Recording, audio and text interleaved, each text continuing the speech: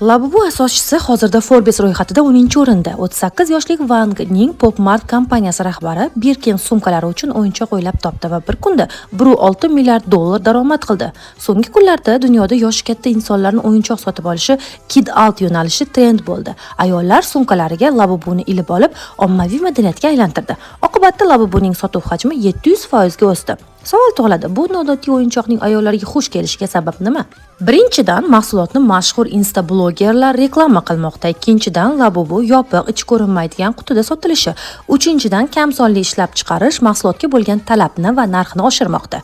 Aslida Labubu 2015-yildan sotuvda, ammo 2019-yilga kelib unga qiziqish keskin ortgan. Sababi shu yili Pop Mart kompaniyasi o'yinchoqlarni ichini ko'rinmaydigan yopiq korobkalarda ishlab chiqardi. Blackpink guruhi a'zosi Lisa sumkasiga Labubuni osib olib, ommaga ko'rinish berganidan so'ng bir kunda o'yinchoq aksiyalar 13% ga o'sdi.